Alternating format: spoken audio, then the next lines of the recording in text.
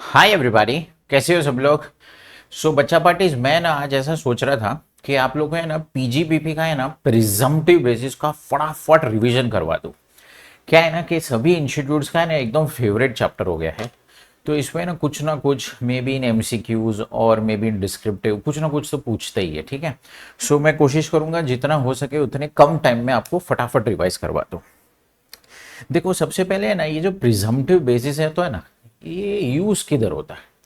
तो सबसे पहले तो बच्चे ये कंफ्यूज होते हैं कि सर प्रिजम्पटिव बेसिस हम सब ने एक बार पढ़ तो लिया है, लेकिन जब एग्जाम में आता है ना तो एग्जैक्टली इसका यूजेज किधर है वो नहीं समझ में आता है। तो देखो, मैं ना क्या बताऊँ आपको आपको है ना, मैं सबसे पहले ये बताता हूँ कि देखो, हम लोग सब लोग इनकम फ्रॉम बिजनेस कंप्यूट करते हैं, ठीक है।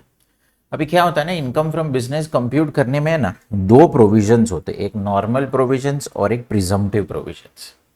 नॉर्मल प्रोविजंस मतलब वही जो पूरा आपने पीजीबीपी के चैप्टर में पढ़ा है ना। इनकम्स पढ़ी होगी, अलग अलग एक्सपेंसेस पढ़े होगे, इनकम में से एक्सपेंस माइनस करो, अरे ऐसा सब होता है ना। तो क्या होता है ना, नॉर्मल प्रोविजंस मतलब हमारा पूरा पीजीबीपी का चैप्टर, जिसमें डायरेक्ट मेथड होती है इनकम माइनस एक्सपेंसेस, जिसमें इनडायरेक्ट मेथड होती है वो net profit as per accounts, add expenses not allowed, less non business items, वो पूरा फॉर्मेट होता है ना, उसको है ना नॉर्मल प्रोविजंस बोलते हैं। लेकिन प्रैक्टिकली प्रॉब्लम क्या होता है मालूम है, कि ये जो नॉर्मल प्रोविजंस है ना, उसके लिए बहुत सारी बुक्स ऑफ अकाउंट्स मेंटेन करनी पड़ती है। क्योंकि यार आपकी कोई इनकम हुई, कोई एक्सपेंस हुआ, उसका प्रूफ किधर है ना। बच्चे लोग का फेवरेट टॉपिक होता है बुक्स, कैसे पता चलेगा गवर्नमेंट को कि हमारी इतनी इनकम है, तो बुक्स ऑफ अकाउंट्स मेंटेन करनी पड़ती है। प्लस बड़े लोग होते हैं तो उनको तो ऑडिट भी करवाना पड़ता है ना। क्या है ना, इनकम बिजनेस में इससे रिलेटेड दो सेक्शंस भी हैं। एक है सेक्शन 44AA और एक है सेक्शन 44AD। तो उसके प्रोविजंस के हिसाब से सब होता है। अब प्रैक्टिकली प्रॉब्लम क्या होता है मालूम है, कि यार ये बुक्स ऑफ अकाउंट्स मेंटेन करना और ऑडिट करवाना, इसमें खर्चा लगता है भाई। ऐसे ही कोई फ्री में थोड़ी हो जाता है, बुक्स ऑफ अकाउंट्स मेंटेन खर्चा करना पड़ता है। ऑडिट सीए के पास जाना पड़ता है, खर्चा करना पड़ता है। तो जो स्मॉल बिजनेसमैन होता है ना, स्मॉल बिजनेसमैन, उसको ये सब एकदम चिड़चिड़ लगता है। बोलता है ये क्या है यार, इंडिया के अंदर इतना डॉक्यूमेंट्स, इतना प्रोसीजर, कितनी मगजमारी है। इसके लिए ना गवर्नमेंट को ऐसा लगा कि बहुत सारे लोग इनकम टैक्स डिपार्टमेंट से दूर इसलिए भागते हैं क्योंकि बुक्स मेंटेन करो, ऑडिट कराओ, फिर सवाल जवाब। इसलिए गवर्नमेंट ने सोचा कि जो स्मॉल बिजनेसमैन होते हैं ना, उसके लिए कुछ शॉर्टकट बनाना चाहिए। तो बेसिकली ये जो प्रिजम्पटिव बेसिस है ना, वो स्मॉल बिजनेसमैन के लिए एक शॉर्टकट है। शॉर्टकट किस चीज़ का? अरे वही ना भाई, इनकम फ्रॉम बिजनेस कंप्यूट करने का शॉर्टकट। ये जो शॉर्टकट है ना, उसके अंदर क्या किया है पता है गवर्नमेंट ने? इसके अंदर गवर्नमेंट ने बोला एक काम करो, ये बुक्स ऑफ अकाउंट्स को है ना, उसको इग्नोर करो, छोड़ो, जाने दो। आपको बुक्स ऑफ अकाउंट से तकलीफ होती है, छोड़ो। गवर्नमेंट बोलती है आपको ऑडिट वॉडिट से भी तकलीफ है, ठीक है चलो उसको भी छोड़ो बस। मतलब गवर्नमेंट ऐसा बोल रही है कि स्मॉल बिजनेसमैन, स्मॉल प्रोफेशनल्स को ज़्यादा फोर्स नहीं करना चाहिए। वो लोग थोड़ा बहुत रफ इनकम, रफ टैक्स भर भी देंगे तो ठीक है ना, इकोनॉमी में गवर्नमेंट के लिए थोड़ा तो पैसा आ रहा है ना। बेसिकली प्रिजम्पटिव बेसिस है ना, ये स्मॉल बिजनेस, स्मॉल प्रोफेशनल्स को पॉइंट ऑफ व्यू से बनाई जाती है, ठीक है। चलो, अभी है ना, मैं आगे इसमें और बहुत सी बातें करूंगा जो एग्जाम पॉइंट ऑफ व्यू रहेगी, लेकिन पहले ना फटाफट इसका रिवीजन करवा देता हूँ। देखो, पूरे प्रिजम्पटिव में पीजीपीपी में होता क्या है, तीन सेक्शंस होते हैं, बराबर है। एक 44AD है जो बिजनेसमैन के लिए है, एक 44AE है, ये भी बिजनेसमैन के लिए है, और एक है ना 44ADA है, ये प्रोफेशनल्स के लिए होता है, ठीक है। तो तीन सेक्शंस होते हैं। मैंने क्या किया दिया ना, उन लोगों को टैबुलर फॉर्म में डाल दिया है। तो ये पूरा जो पूरा टेबल है ना, उससे आपका एकदम फास्ट रिवीजन हो जाएगा। देखो, अभी है ना, ये जैसे मैंने अभी आपको बताया कि इसमें जो सबसे बेस्ट फीचर है ना, वो ये है कि भाई आपको कोई बुक्स ऑफ अकाउंट्स मेंटेन नहीं करना है। देखो इधर, no need to maintain books of accounts. फिर जो उसमें दूसरा फीचर है ना, कि ऑडिट करवाने की जरूरत नहीं, देखो इधर ऑडिट की भी जरूरत नहीं। तो ये दो उसके सबसे बेस्ट फीचर है। लेकिन मैं आपको दो तीन बार बोला है ना, शॉर्टकट है, शॉर्टकट है, शॉर्टकट है। तो एग्जैक्टली शॉर्टकट है क्या? तो इसमें ना क्या है ना, आपको कोई ऐसे बड़े बड़े स्टेटमेंट बनाने की ज़रूरत नहीं है। कोई बड़ा बड़ा डिप्रिसिएशन का कैलकुलेशन, ये एक्सपेंस अलाउड, ये एक्सपेंस नॉट अलाउड, एकदम फास्ट कैलकुलेशन है। और फास्ट कैलकुलेशन मतलब क्या, तो इधर देखो, ये आपने ऑलरेडी एक बार पढ़ा है, लेकिन मैं इधर आपको फास्ट बता देता हूँ कि भाई अगर कोई प्रोफेशनल रहेगा ना, प्रोफेशनल, तो उसको गवर्नमेंट ने बोला तेरे को एक छोटा सा फॉर्मूला देते, उस फॉर्मूला के हिसाब से ना अपना पूरा इनकम फ्रॉम बिजनेस एकदम fast with in seconds calculate कर ले। सेम गवर्नमेंट ने बिजनेसमैन को बोला तेरे को भी एक फॉर्मूला, एक परसेंटेज देते, उसे फटाफट कैलकुलेट कर ले। तो बेसिकली कैसा है मालूम है, ये जो 3 सेक्शन है ना, 3 सेक्शंस, उसके अंदर है ना पीजीबीपी कैलकुलेट करने के शॉर्टकट्स हैं, जिसमें आप है ना पूरा का पूरा चैप्टर ऐसा बोल सकते हो एक टाइप से बाकी सब सेक्शंस इग्नोर करके बस इसमें जो लिखा है ना बस उसी को फॉलो करो और वही तुम्हारा पीजीपीपी। बाकी सब भारी भरकम सेक्शंस, भारी भरकम rules regulations, allowed not allowed, इस सब में जाने का जरूरत नहीं है। तो देखो ना 3 सेक्शन है ना, 3 सेक्शन, उसमें एक शॉर्टकट है ना, जो लोग ट्रक ट्रांसपोर्ट बिजनेस में होते हैं ना, जो ट्रक चलाते हैं ना, एक उनके लिए है, एक दूसरे अदर स्मॉल बिजनेस के लिए है, और एक प्रोफेशनल्स के लिए है। ठीक है, तो अभी मैं क्या कर रहा हूँ पता है, फटाफट फटाफट है ना आपको ये तीनों है ना पढ़ा देता हूँ। तीनों में काफ़ी सारी कॉमन चीज़ें भी हैं, तो वो मैं घड़ी घड़ी रिपीट नहीं करूँगा, जैसे कि बुक्स नहीं मेंटेन करो, ऑडिट नहीं कराओ, ये ऑप्शनल स्कीम होती है। ठीक है, तो ये सब चीज़ें अभी मैं घड़ी घड़ी रिपीट नहीं करूँगा, लेकिन मैं फटाफट आपको है ना क्या करता हूँ ना कि इसके अंदर इसके प्रोविजंस बता देता हूँ, तो आपका एक बार रिवाइज हो जाएगा, फिर आप अपने अपने रिस्पेक्टिव बुक से उसका सम्स भी कर सकते हैं। देखो सबसे पहले 44AE, इसमें गवर्नमेंट क्या बोल रही है कि जिनका भी गुड्स कैरेजेस का बिजनेस है, मतलब जो लोग भी ट्रक चला रहे, ट्रांसपोर्टर्स है, ट्रक भाड़े पे दे रहे हैं, ये उन लोगों के लिए है। इसमें गवर्नमेंट ने क्या बोला है कि ये स्कीम उन लोगों को एप्लीकेबल होगी जिसके पास मैक्सिमम 10 व्हीकल्स होंगे थ्रू आउट द ईयर। देखो मैंने क्या बोला था, ये स्कीम सार्वजनिक नहीं है, ये सिर्फ स्मॉल लोगों के लिए है। तो स्मॉल का भी तो कुछ डेफिनेशन होगा ना भाई, तो स्मॉल का डेफिनेशन है maximum 10 vehicles through out the year, मतलब साल में एक बार भी है ना, एक दिन भी आपका 10 से ज़्यादा ट्रक नहीं होगा ना, तो आप स्मॉल की डेफिनेशन में आते हो, और तो आप ये स्कीम के लिए एलिजिबल हो। ठीक है, अच्छा अभी इसमें पीजीबीपी कैलकुलेट कैसे करने का है sir, how would you calculate PGBP, तो देखो फॉर्मूला दिया है। अगर ट्रक हैवी ट्रक होगी, हैवी ट्रक का बाद में इधर मैंने डेफिनेशन लिखा हुआ है, मोर देन 12,000 केजीज, पर अगर हैवी ट्रक होगी ना तो उसमें एक सिंपल फॉर्मूला अप्लाई करो। क्या है formula, ₹1000 into number of tons into number of months into number of trucks. और अगर हेवी ट्रक नहीं है, लाइट व्हीकल है, मीडियम व्हीकल है, तो ₹7,500 into number of months into number of trucks. बस ये 2 फॉर्मूला अप्लाई करके ना आपको आंसर आ जाएगा। ठीक है, अब देखो मैंने आप लोगों को क्या बोला था, प्रिजम्पटिव बेसिस शॉर्टकट है, फटाफट कैलकुलेशन हो जाता है। फटाफट कैलकुलेशन मतलब जब आप प्रिजम्पटिव बेसिस में सम सॉल्व करोगे तो एक्सपेंसेस को इग्नोर करने का जो इसमें फॉर्मूला दिया है बस वही आपका फाइनल आंसर है। पूरे बिजनेस की पूरी बाकी सब दुनिया को इग्नोर करो, यहाँ पे भी एक्सपेंसेस को इग्नोर करने का, अरे बोला है ना मैंने। तो सेम है ना 44AE में भी मैं ना एक्सपेंस इग्नोर ही होता है, अरे माँ कसम खा के बोल रहा हूँ एक्सपेंस इग्नोर ही होता है। लेकिन है ना 44AE होगा ना तो सिर्फ एक एक्सपेंस थोड़ा सा अलाउड होता है, वो है remuneration paid by firm to partners and interest paid by firm to partners. ये सिर्फ एक एक्सपेंस अलाउड होता है, बाकी तो कोई एक्सपेंस इसके अंदर भी अलाउड होते नहीं है। ठीक है, अच्छा अभी एक चीज़ बहुत इंपॉर्टेंट चीज़ें बता देता हूँ। देखो जब आप है ना सम्स प्रैक्टिस करोगे और ये सब फॉर्मूला अप्लाई करोगे ना, तो है ना आपको क्वेश्चन में ऐसा कुछ इंफॉर्मेशन दिया रहेगा, date of purchase and date when the truck was put to use, ऐसा इंफॉर्मेशन दिया रहेगा। देखो यहाँ पे है ना पुट टू यूज वाला डेट नहीं देने का, don't check the put to use वाला डेट। इस कॉन्सेप्ट में ना अपने को सिर्फ डेट ऑफ परचेज देखने का है, देखो मैंने यहाँ पे लिखा हुआ है। ठीक है, दूसरे एक डेप्रिसिएशन के कॉन्सेप्ट में ना हम लोग पुट टू यूज देखते हैं, लेकिन बच्चों मैंने क्या बोला, यहाँ पे अपने को सब एक्सपेंस इग्नोर करने का है। देखो आप लोग का प्रॉब्लम क्या है मालूम है कि आप लोग है ना हर चीज को जनरलाइज कर देते हो।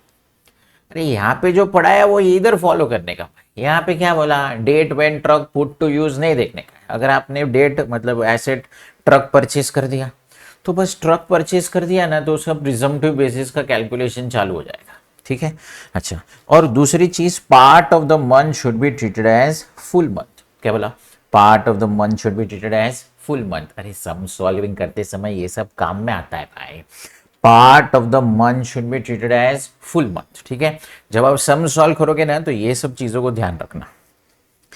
फिर ये एलिजिबल फॉर ऑल एसएससी है। अच्छा, इसमें एडवांस टैक्स जो होता है ना, एडवांस टैक्स वो नॉर्मली जैसे 4 इंस्टॉलमेंट्स में पे करता है ना, वैसे ही सेम 4 इंस्टॉलमेंट्स में इसमें भी एडवांस टैक्स पे हो जाता है।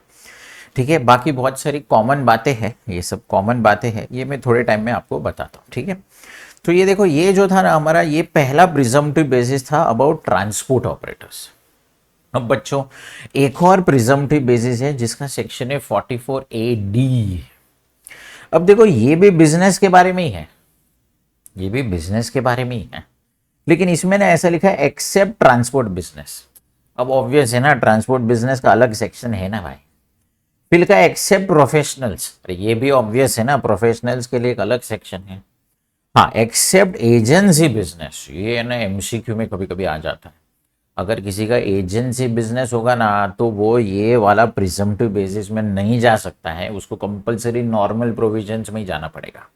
अगर किसी का कोई भी कमीशन या ब्रोकरेज का बिजनेस होगा ना तो वो प्रिजम्पटिव बेसिस में नहीं आ सकते, उसको नॉर्मल बिजनेस में ही जाना पड़ेगा। ठीक है, अच्छा। लेकिन अब देखो मैंने क्या बोला, प्रिजम्पटिव बेसिस स्मॉल लोगों के लिए है, तो यहाँ पे मैंने आपको स्मॉल का डेफिनेशन बताया ना।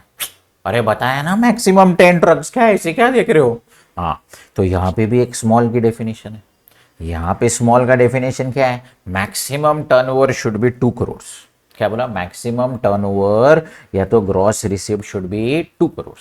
ठीक है, अब देखो थोड़े सालों पहले इसमें ना एक ऐसी भी एक अमेंडमेंट आई थी कि यार थोड़े ऐसे भी लोग होते हैं जिसका टर्नओवर 2 करोड़ क्रॉस हो गया है।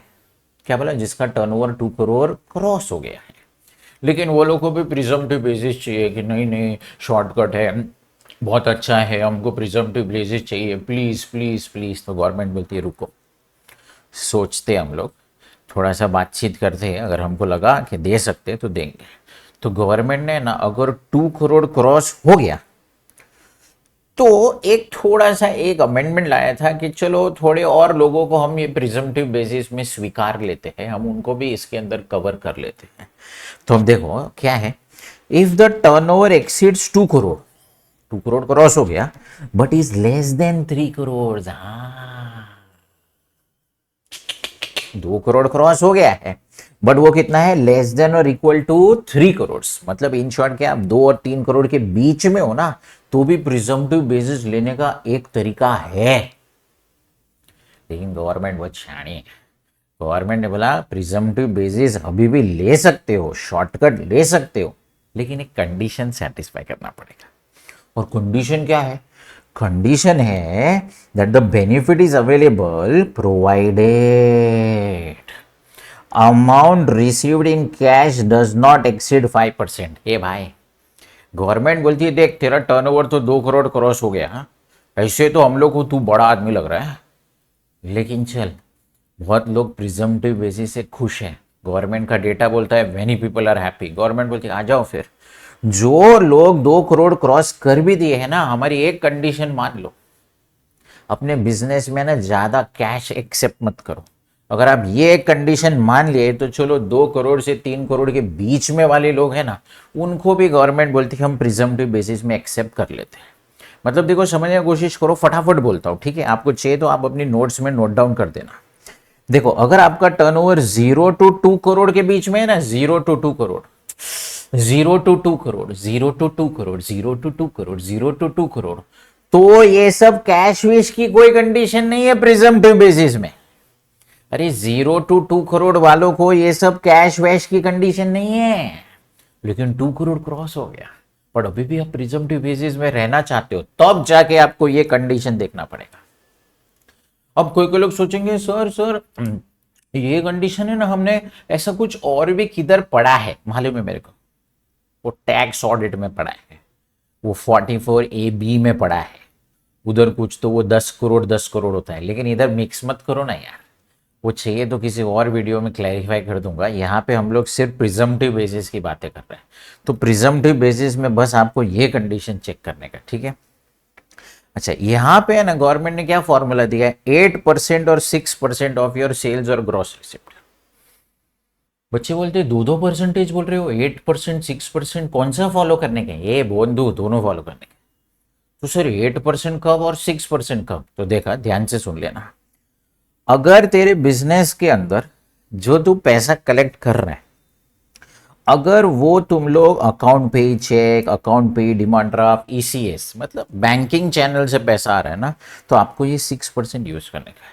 लेकिन कैश में पैसा आ रहा है, नोटी, अगर आपको बेरर चेक से पैसा आ रहा है, तो गवर्नमेंट बोलती 8% यूज करने का। मतलब कैसे है पता है कि है ना, आपको है ना एग्जाम में ना एक पर्टिकुलर क्वेश्चन में दोनों परसेंटेज अप्लाई करने पड़ सकते, दोनों परसेंटेज, दोनों बोले सर दोनों, हाँ समझो एक बिजनेसमैन है, थोड़े कस्टमर से पैसा कैश में आ रहा है और थोड़े कस्टमर से पैसा चेक में आ रहा है, तो जो कैश में पैसा आ रहा है ना, कैश में, उसके लिए 8%, और जिसके लिए चेक में, अरे बैंकिंग चैनल से पैसा आ रहा है ना, उसके लिए 6%। मतलब एक ही सम में, एक ही एसएससी में, एक ही पर्टिकुलर ईयर में 8% 6% दोनों अप्लाई करने का।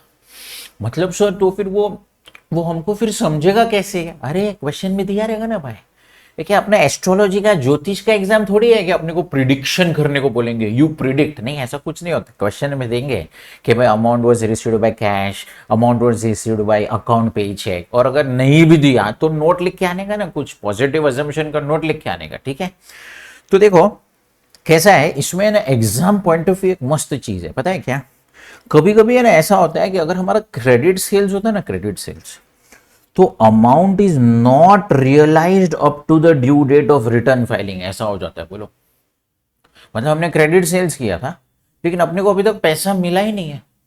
अभी हम तो क्या सोच रहे थे कि अरे बाप रे, कैश में मिला तो ऐसा, ईसीएस में मिला तो ऐसा, अभी अगर पैसा मिला ही नहीं है तो उस केस में ना 8% अज्यूम करके कैलकुलेशन करने का रहता है। ये सम सॉल्विंग में थोड़ा सा ध्यान रखना, ठीक है। फिर उसके बाद ये जो स्कीम है ना, ये resident individuals, resident HUF, resident partnership firm को अलाउड होती है, लेकिन एलएलपी को ये अलाउड नहीं होती है। अच्छा, इसका जो एडवांस टैक्स है, इसमें ध्यान रखना only once in a year, ये भी कभी कभी एमसीक्यू में या डिस्क्रिप्टिव में पूछते हैं, उनको सिर्फ एक लास्ट इंस्टॉलमेंट में अपना पूरा एडवांस टैक्स पे कर देने का रहता है, ठीक है। अच्छा, अभी देखो एक बार थोड़ा प्रोफेशनल्स के बारे में भी बोल देता हूँ। कौन से प्रोफेशनल्स इस स्कीम में जा सकते हैं ना, उसका एक फिक्स लिस्ट है बच्चों। अब ये जो लिस्ट है ना, सेम टू सेम 44AA का लिस्ट है।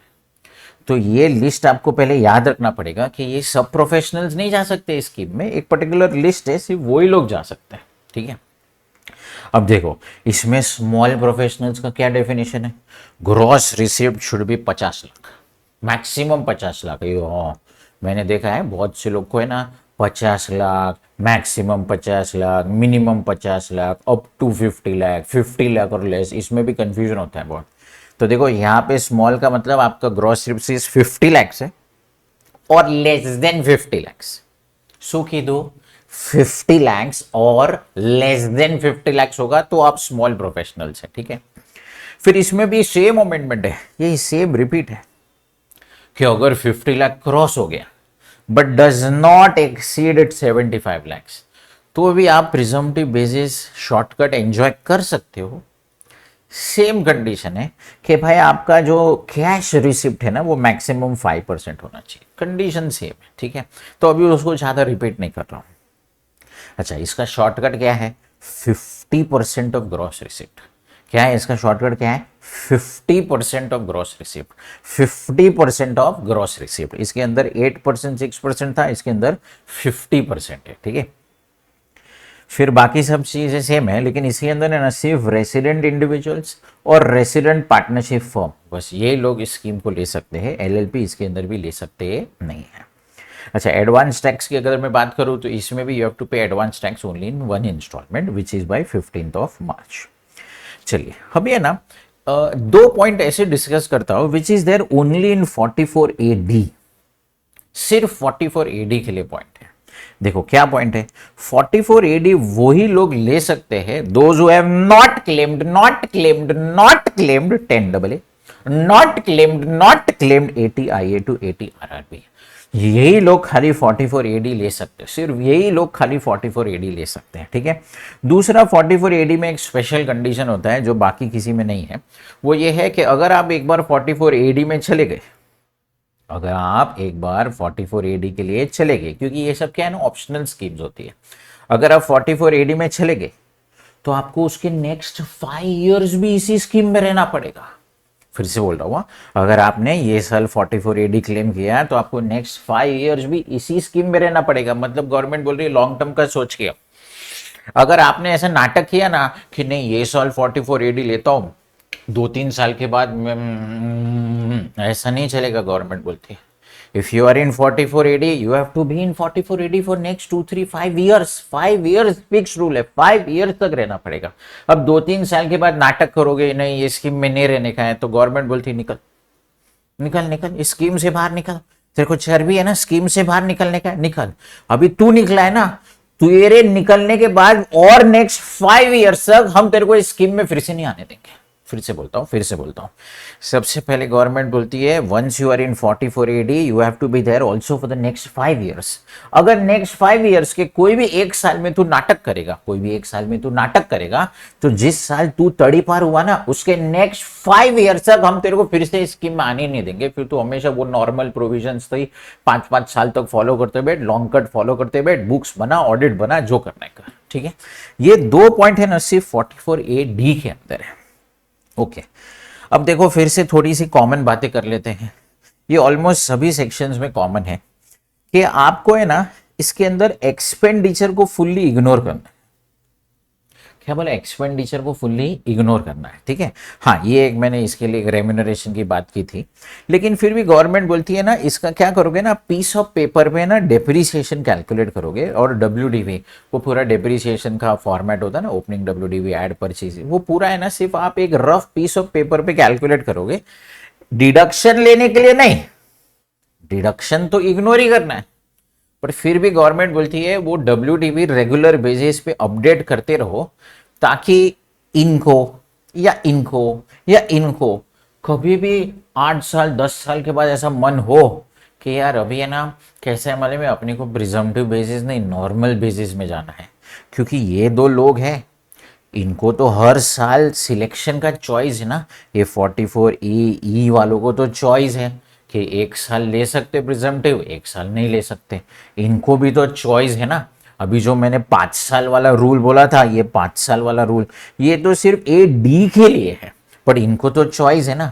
अभी आप अचानक से एक बार बोलोगे कि मुझे प्रिजम्पटिव बेसिस नहीं चाहिए, तो उस साल फिर डेप्रिसिएशन निकालना पड़ेगा ना।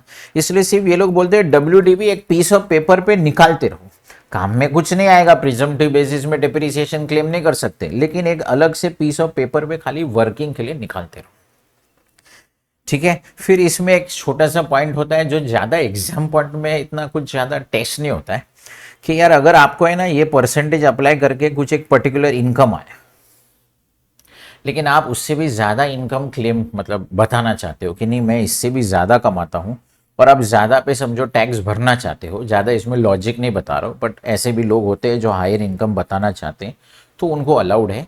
आप इस शॉर्टकट में रह के इस शॉर्टकट के बेनिफिट्स को एंजॉय करके हायर इनकम भी बता सकते हो।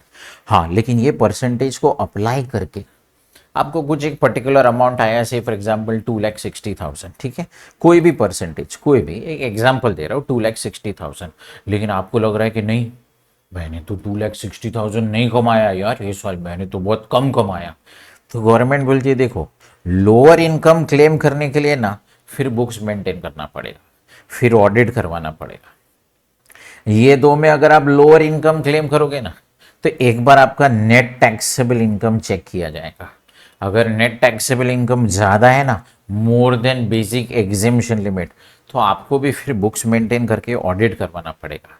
मतलब हायर इनकम आप कभी भी बता सकते हो, बट लोअर इनकम बताना होगा। लोअर मतलब किससे लोअर, अरे ये जो परसेंटेज आया ना, परसेंटेज वो अप्लाई किया ना तूने, अप्लाई करके आंसर आया ना, तू बोल रहा उतना नहीं कमाया, उससे भी कम कमाया, उसको मैं लोअर इनकम बोल रहा हूँ, ठीक है। चलिए, तो ये वाली बात हो गई। ये फास्ट रिवीजन है, इसमें ज़्यादा लॉजिक वॉजिक नहीं है, बट आपको एग्जाम पॉइंट ऑफ व्यू बहुत अच्छा पड़ेगा। ठीक है, अब मैंने ना 2 पॉइंट बनाए हैं, points to remember for solving sums. ठीक है, अब ये 2 पॉइंट सुन लो, फिर आप अपना सम सॉल्विंग करना, जहां से भी आप सम सॉल्विंग करते हो वहां से करना।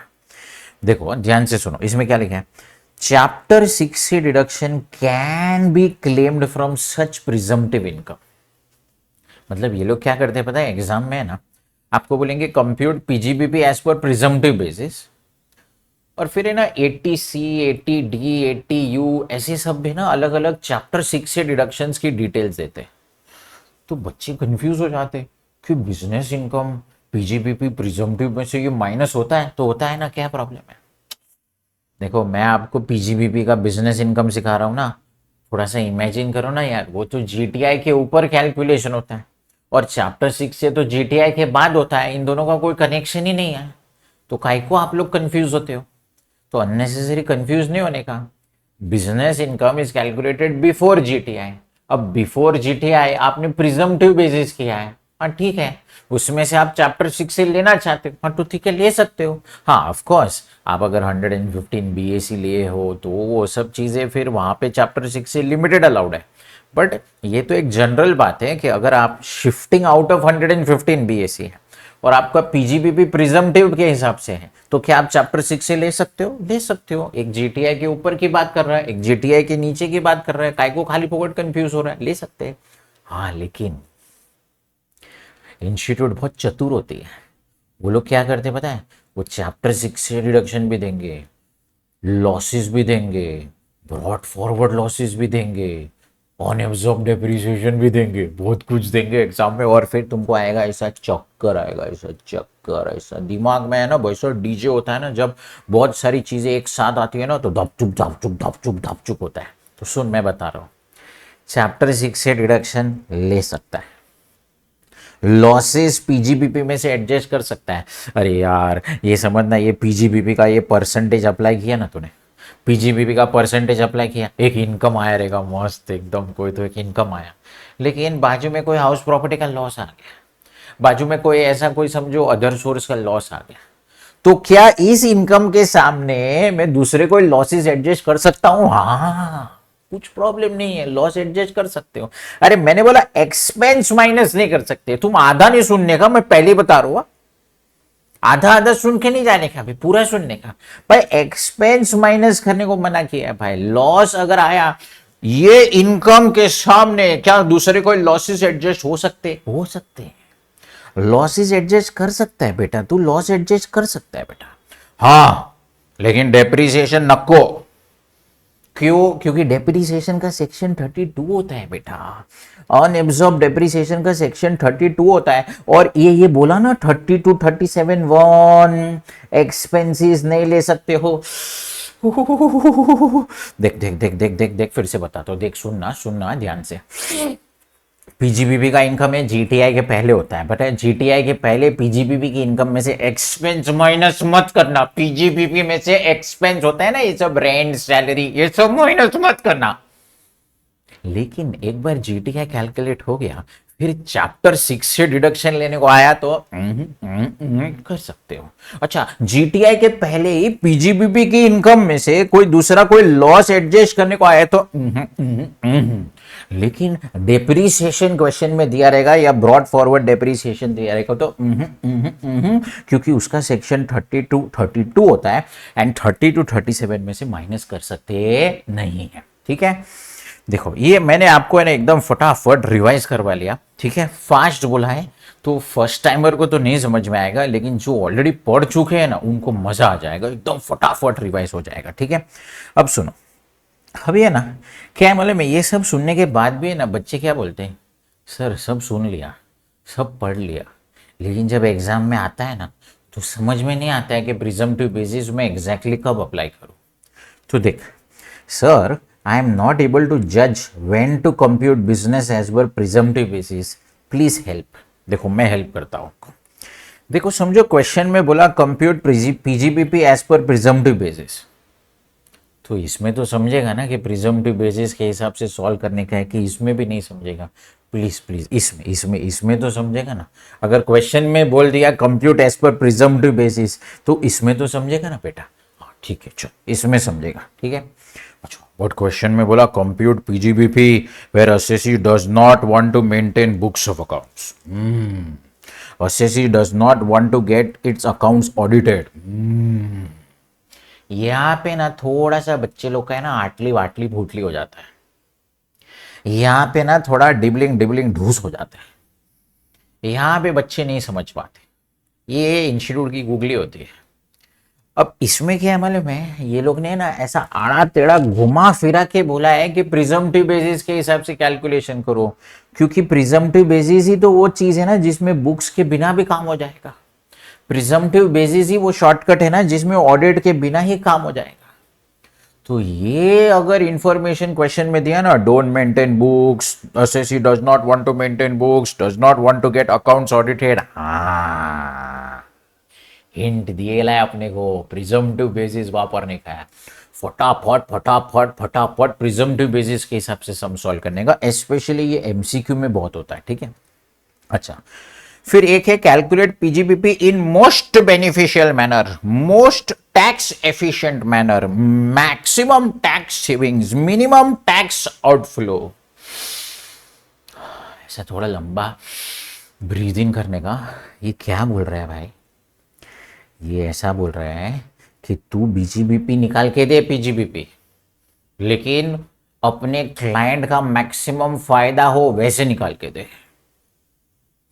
अब मैक्सिमम फायदा मतलब क्या, मतलब ये लोग बोल रहे हैं तू पीजीबीपी निकाल प्रिजम्पटिव बेसिस के हिसाब से और टैक्स निकाल 115 बीएसी के हिसाब से। PGBP presumptive basis and tax shifting out of, PGBP normal provisions, tax 115 BAC, PGBP normal provisions, tax shifting out of 115 BAC. हे भगवान, मतलब ये लोग क्या बोल रहे हैं पता है, ये लोग बोल रहे हैं कि सब अलग अलग तरीके यूज कर दो और अपने क्लाइंट का सबसे ज्यादा टैक्स बचाने का एक टेक्निक बताओ। देखो क्या होता है पता है, एक बार है ना आज से 3-4 अटेम्प्ट पहले सीए इंटर का क्वेश्चन नंबर 1 आया था डिस्क्रिप्टिव, जिसमें ना ये 4 में से 3 मेथड पूछी गई थी। बोलो एक ही क्वेश्चन है बट उसमें आपको 3 अलग अलग मेथड से सम सॉल्व करने का। 15 मार्क्स का क्वेश्चन रहता है, लेकिन क्या है ना क्वेश्चन कंपेरेटिवली इंस्टीट्यूट ने थोड़ा छोटा रखा था, एडजस्टमेंट्स थोड़े कम रखे थे, लेकिन 3 अलग अलग मेथड से पूछ लिया था। हालांकि उसमें वो लोग ने ऐसा मोस्ट बेनिफिशियल ऐसा सब नहीं लिखा था, बट मैं तो क्या बता रहा हूँ कि ऐसे सब वर्ड्स भी आ गया ना तो अपने को पता चलना चाहिए कि अच्छा वो इसका मतलब प्रिजम्पटिव बेसिस यूज करने को बोल रहे हैं, अच्छा वो बेस्ट मेथड मतलब अलग अलग प्रोविजन से सॉल्व करने को बोल रहे हैं, ठीक है। मुझे नहीं लगता है कि 4-4 मेथड से आ सकता है, बहुत ज़्यादा हो जाएगा, बट मैं तो ये बता रहा हूँ कि इसका मतलब समझने का कोशिश करो, ठीक है।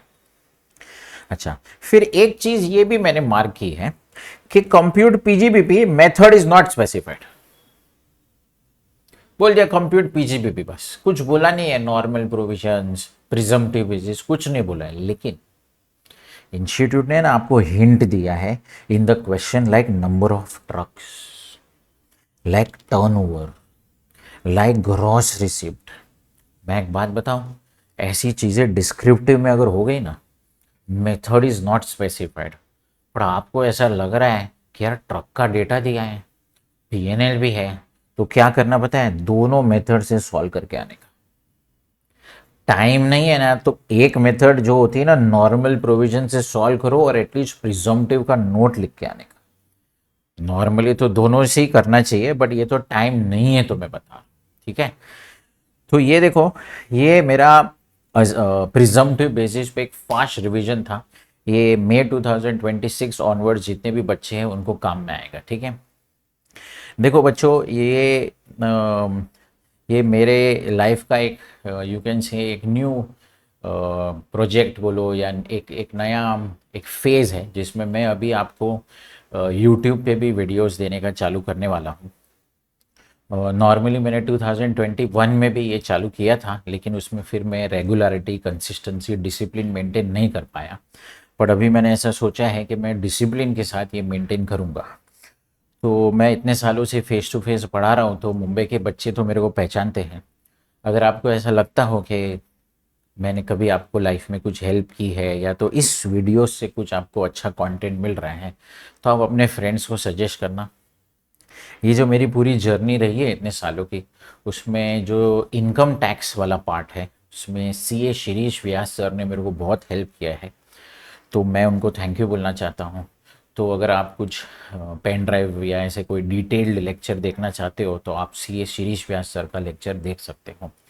ठीक है, तो ये मैं अभी रेगुलरली आपको थोड़े थोड़े वीडियोस या थोड़े थोड़े यूट्यूब शॉर्ट्स से आपको कुछ ना कुछ मदद करने का कोशिश करते रहने वाला हूँ। तो इस जर्नी में थोड़ा सा मेरे को मोटिवेशन मिले, इसलिए अगर आप इस चैनल को सब्सक्राइब कर सकते हो, लाइक कर सकते हो, फ्रेंड्स को बोल सकते हो। अगर आपको ऐसा लगता है कि ये वीडियोस काम के हैं, तो कंपलसरी कुछ भी नहीं है। बट क्या होता है, अगर आपको ऐसा लगा कि नहीं सचमुच काम का है यार, मेरे को कुछ थोड़ा सा अच्छा लगा, तो आप चाहो तो आप अपने फ्रेंड्स को सब्सक्राइब, लाइक, अच्छे कमेंट्स, कुछ सजेशंस, आपको कुछ सजेशन देना है तो jblearnings@gmail.com पे सजेशन दे सकते हो। ये वाली जो पीडीएफ है ना, वो मैं जेबी लर्निंग्स के टेलीग्राम चैनल पे डाल दूंगा। तो अगर ये पीडीएफ आपको वहाँ से चाहिए तो आप वहाँ से भी ले सकते हो। ठीक है, thank you very much. No if no but, only भाट। All the best, bye bye.